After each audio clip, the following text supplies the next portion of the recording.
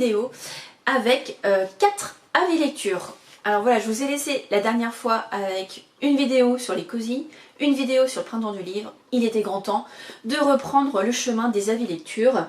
Donc voilà, j'espère que vous allez bien, que vous êtes bien installés et on y va. On va commencer par le premier livre que j'ai lu en mai et surtout que je me suis challengée à lire sur une journée, donc la journée du 1er mai. C'est ce livre-là, La ballerine de Kiev de Stéphanie Pérez aux éditions Pocket. Alors celui-ci, il est beau et dur à la fois. Je l'ai trouvé juste à la fin, en fait, quand j'ai terminé de le lire, j'ai dit waouh, c'est magnifique. Alors c'est vrai que quand on parle de Kiev, surtout que ce livre-là commence au début de la guerre en Ukraine, donc en quoi c'est magnifique, vous allez me dire, vous avez raison, mais en fait c'est dans l'écriture, c'est dans l'amour de l'art, parce que ici en fait on va être avec un couple de danseurs, voilà, qui vient de terminer sa représentation à l'Opéra de Kiev, qui, je dirais, sont éperdument amoureux l'un de l'autre. Et en fait, cette guerre va changer beaucoup de choses. Lui va se sentir un petit peu, en fait, pas redevable, mais va dire, bah voilà, je suis en capacité de me battre pour mon pays, donc je vais y aller. Il va au départ être au niveau des checkpoints, etc. Et après, il va s'investir. Elle va aussi trouver sa place dans ce quotidien qui est complètement bouleversé.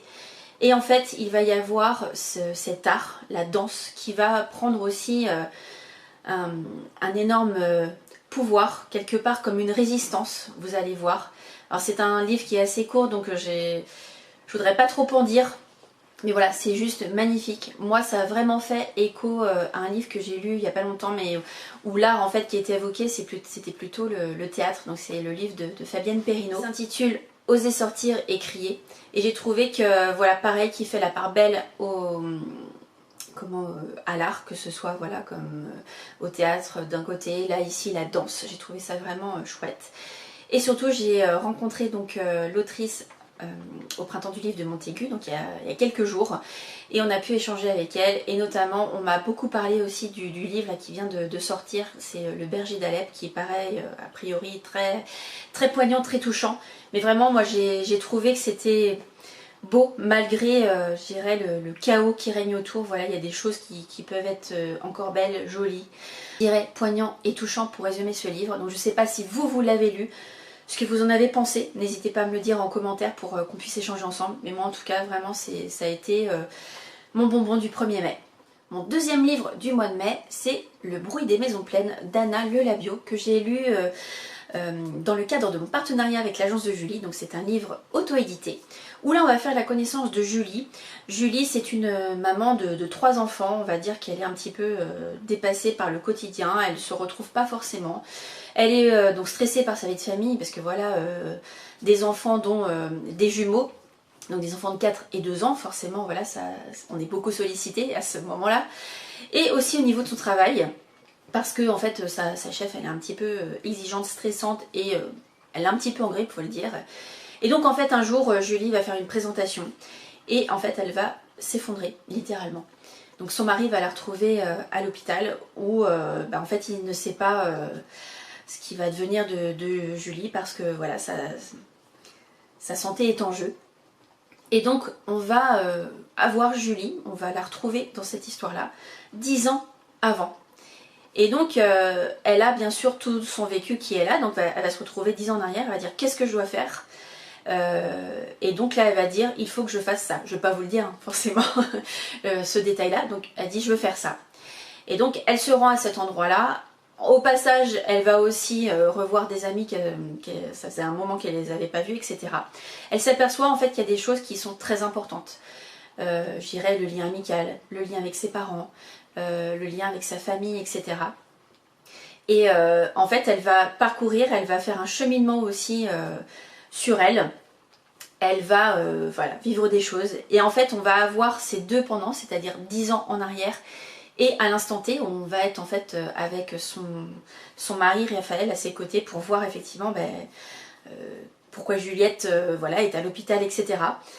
Et bien sûr, je laisse en suspension ici, je ne vais pas en dire plus. Alors moi, c'est vrai que je me suis posé cette question, si je retournais en arrière, qu'est-ce que je ferais? Est-ce que je changerais des choses? Pas du tout.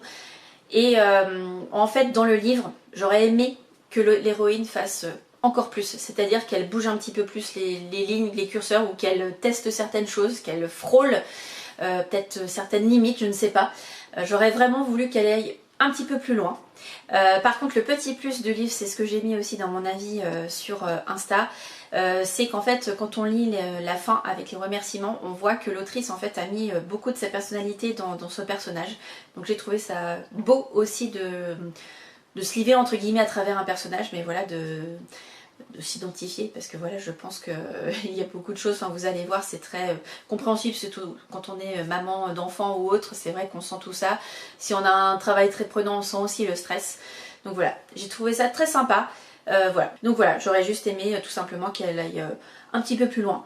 Mais voilà, en tout cas, une lecture très plaisante, et surtout un questionnement, je pense voilà, je pense que tout le monde peut avoir ça en tête. Qu'est-ce que je ferais si je retournais dans le passé? Ensuite, j'ai terminé mon pavé du mois d'avril, qui est Le Miroir brisé de Chris Brookmeyer aux éditions Métellier Noir. Alors, ce livre-là, comment le classer? C'est difficile. Je dirais thriller, peut-être psychologique, polar à d'autres moments. Bref, il est vraiment très riche, très complet. Et quand je suis allée voir l'auteur à Quai du Polar, il m'avait dit que c'était son meilleur. Et en fait, c'est parti d'une idée de son éditeur qui s'est dit, tiens, ça pourrait être sympa de faire un livre comme ça, un livre noir de ce style-là. Et donc l'auteur s'est littéralement jeté dans cette idée pour le concrétiser.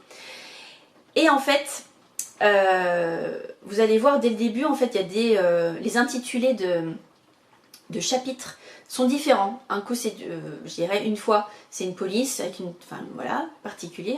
Une autre fois, c'est une autre typologie avec des chiffres qui se suivent pas forcément. Enfin bref, on part toujours de 1, 2, 3, mais des fois, on va avoir 1, 2 avec une typo. Après, on va avoir 1, 2, 3 avec une autre typo. Enfin voilà, ça se chevauche. C'est dans la construction, c'est hyper travaillé. C'est, enfin, comment dire, c'est vraiment bien fait. Vous n'allez pas être perdu parce qu'en fait on va suivre les personnages du début à la fin, donc là ça il n'y a pas de souci.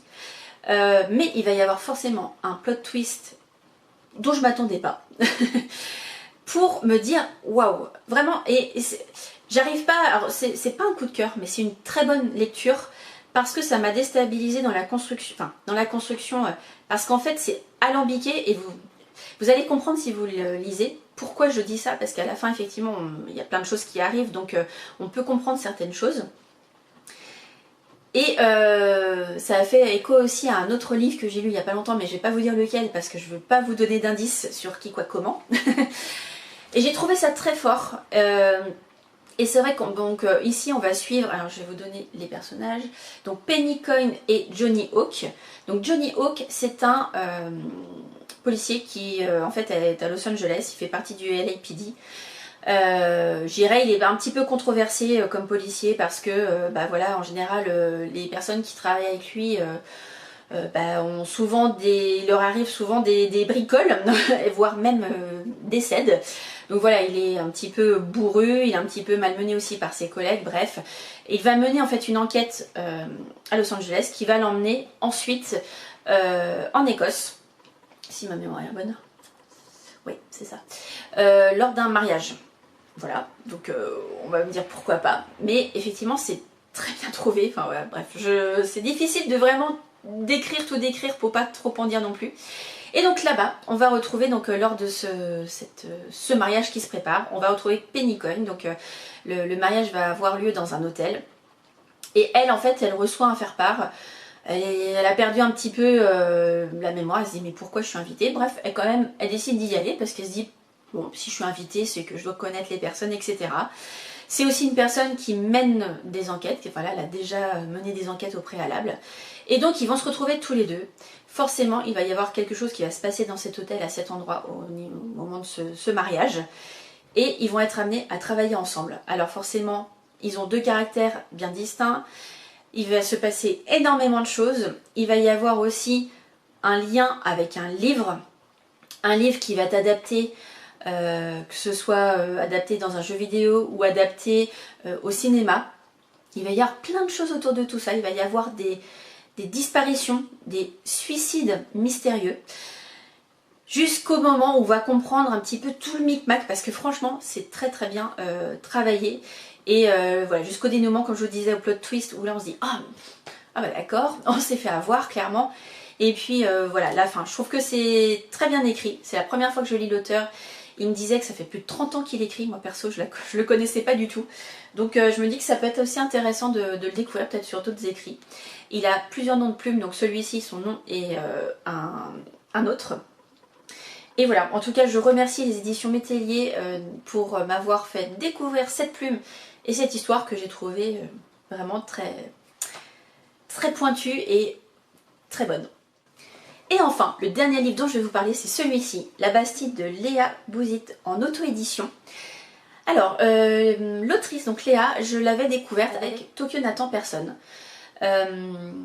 J'avais beaucoup aimé parce qu'on suivait en fait Elliot qui se retrouve en fait à Tokyo, qui avait plein d'aspirations et qui va découvrir plein de choses aussi au niveau de l'art. J'ai trouvé que c'était très riche.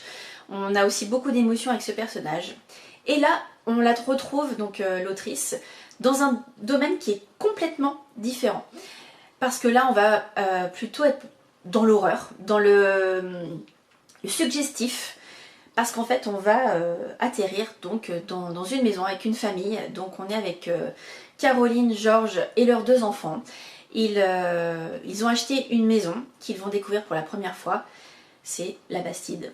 Mais dès le début, quand ils vont arriver, ils vont avoir une certaine sensation, un feeling de cette maison. Est-ce que cette maison a vraiment été en vente? Est-ce que cette maison est bien inoccupée, etc. Il va y avoir des moments où vous allez douter de plein de choses.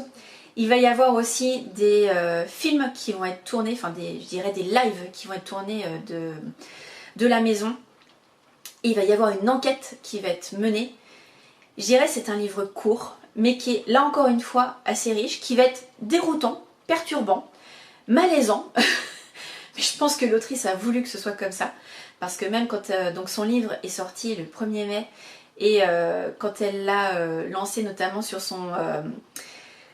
sa page Instagram, elle a voulu en fait lire un passage dans un endroit qui fait frémir pour être dans l'ambiance, et c'est vraiment ça. Et j'ai trouvé que c'était bien trouvé. Alors c'est vrai que la manière, il y a plein de choses encore une fois dans ce livre, que ce soit comme je vous disais, de la suggestion d'horreur, en fait on flippe sans rien voir, entre guillemets. Il y a des bruits, il y a des sensations, il y a des choses qui semblent bouger. Voilà, et moi ça m'a, à certains moments je me suis rappelé, quand j'ai vu pour la première fois le projet Blair Witch, en fait on voit aucune image d'horreur ou horrible, mais tout est suggéré. Et ben là ça m'a fait penser un petit peu à ça à certains moments, certains passages.